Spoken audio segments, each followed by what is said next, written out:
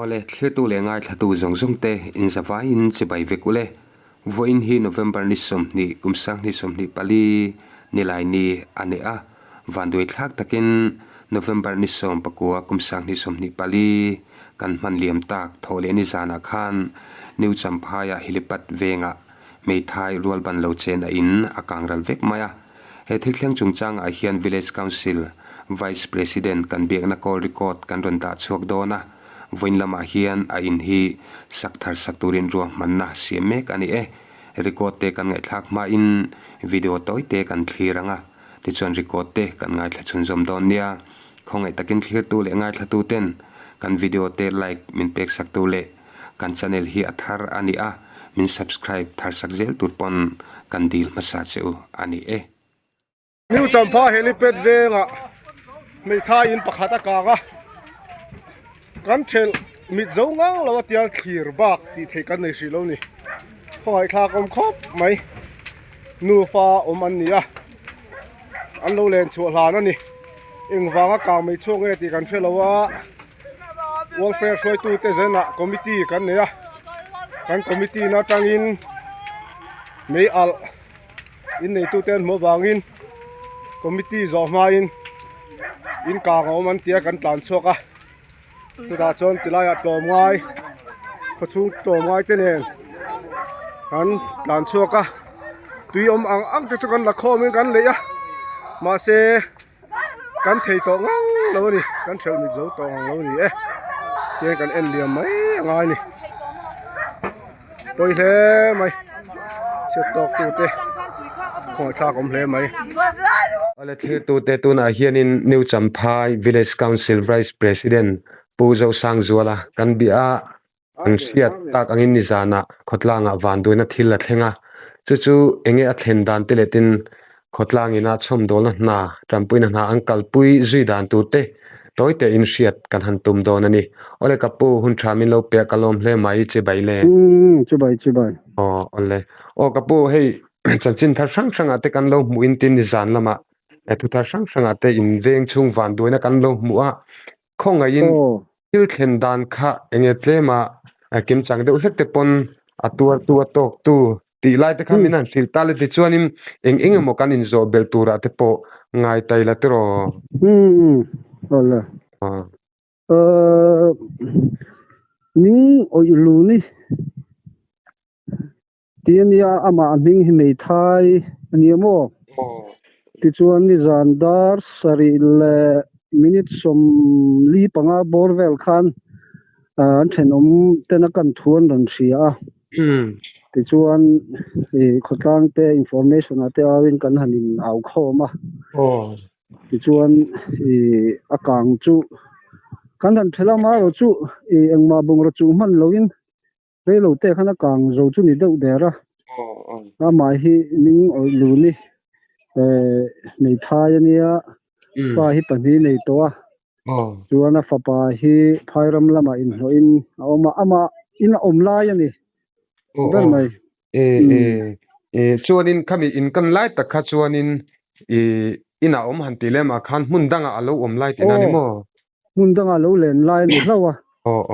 intina ma hi enge tong ri thei lo ku zai zira bia ngai ala ni zui bokamo apa leina tom ve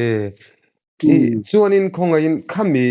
kangan hriat khanin plemin alo kang sa man to an set lai deuh hlek tin an ni mel ani mo setai lutuk lo na in akang kharon kang chakani ni asam type ang chu akan fulak lo chuna ri ngal deuh hlui maya chu rei lo wa khan ani to ram khan hi deuh thuak ani dai mai tin a mun taka hian enge fire lam han tan lu theina tura tang khan arem enge akonga kha arem chang lawa azumna azu khang dewa wang khan afal ve dew ni mo afal ve dewa mishing kut tha ti ngai chi khan ni wangin a fire lam to anon in ready viau nine fire lam tan to khan chet ngai na kha om lawa thai kam azu chuan hnuai dewa wang khan mo ani chuni che poithin te zong ani hi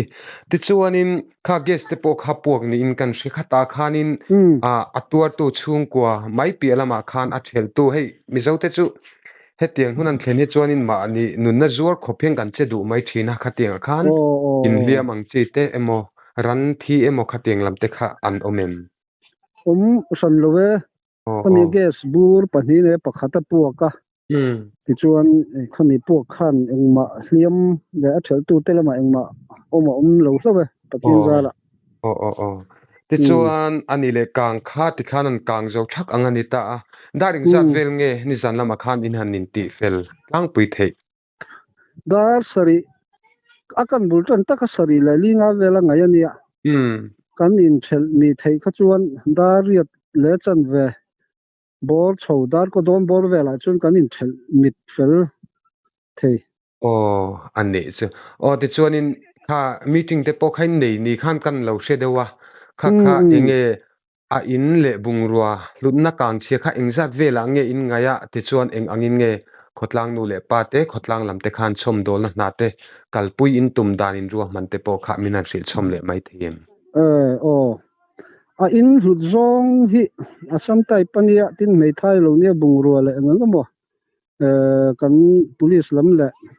DMR te tin fire lam atang te a NGO te na kan han chut khom kan han ti khom khan nuai li sing thum sang ruk zanga man hu vel kha kangra langa ngayania ti chuan tukin zinga hian YMA na bungrua te sang hoina han neya chuan VC kai hroina hnuain all NGO meeting kan neya ti chuan a ina hi mei thai in ani na angin le thei ang chen chen in pumsak le turin ruam man na kan siama voin nia tang hei khotang kowin kan sak le don ani chuan ain hun nga ya mo ain hun nga ya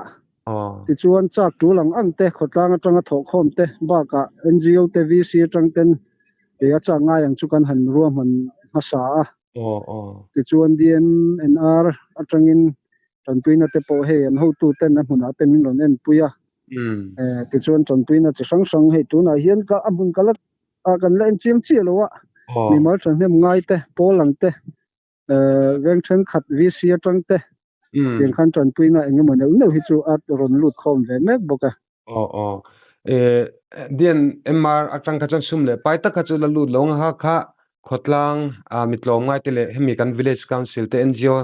sum le pai tho khom tang han bul han tran deu chu ni ngal don ti na ni mo khotlang tang rualin atur danangin voinia mamo hi chu bul kan lo tran popanga ti chuan atul angkha kan lo ti sak mop photanga ti chuan enge tanpuina lo lu dana tang te in kan che chua chopui tura te chuan kan han ruam han dewani khai mi zo ni hi chu thiat to chu hinan van nuam tak em ka tia kanuk no da poi kai chuak thina ke chu ro pui hi ka tilu tuka ti chuan in ka pu ni le eng ang velin nge rel sakin tum tlang pui kha han sei deuh thuak thiam ka thachak riau mai asam tai pani na ang deuh khan asam tai pangbokin abang tai starting rangwa chung rangwa a chuat thing thel turang chuan ruam man na chu kan han siam sakri thot chu ni khotlang nu le pa te in van thamuan pui om tak en ti chuan in ni tong moi lo lam an ni em lawanga kha rual ban tok lo ani na lai te po khan om bok nen eng anga eizong chung kuangen ni hrim ama te hi chu rem chang te hian nge ain ho ve thina a thong to khi mian fel ko pa an in ho na te hi at nei ve la tin a fa te mun danga in ho in an chuak ve ti chuan ama ei khopan nu fang ei khopang te chu khoi mo tang hin an in ho chop ang hian an in nung ve thei same ngai tuam nei thai an in achungin mi ten tha an in mamo ang turang hi chunin thok chuak ve tiang ang chun rem in an in chom ani dala ani hun rei to takatang hian tiang hian mei thain afa te hui an kol animo an kol ve ale chei so ole hei aro pui ka ti hle maya report sang te om to na chungin khotlang ina chom dol na in tho dan lai kha ron report a ron hriat chen kan du deuh ber chu ni a ro pui ka ti khop mai a ti chuan enge atlang pui thil dang te chu report a tam to ban an zo chip che kan tum hran lova enge ka pu an ngai mo deuh enge mo an sei mai lian deuh te kha sei du te ni em hei i soyang khan mi zo ni hi nuama tiang chiat to en kim mai in huam takin kan tlan khoma tin then om khoveng te le atuwa pon tiang khan kang then kan han tlan khom ba ka voin ni a po chak ron tho khoma lir thei ten ron tho khoma ti chuan atu lang thur turin mi po hi engemaw za thei kan kal khom to a tin department police te fire te dn ar train no mula ngai tanin on en puya samuan tha kan chunga te po hian lom thu te kan han soi a tin min phal veng sang sang te le ngo vc sang atang te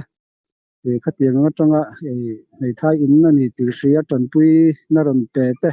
min ron ngai ven pui tu te chunga te po lom thu te kan han soi ni ro se ole mi so kan ni na zona a khotlang ni champhai khotlang ni pui te khotlang thu nu le pa thoi tu zong zong chunga lom na thu kan sei ve ni se hun thamin te a i chunga kan lom du tu ke ole te pole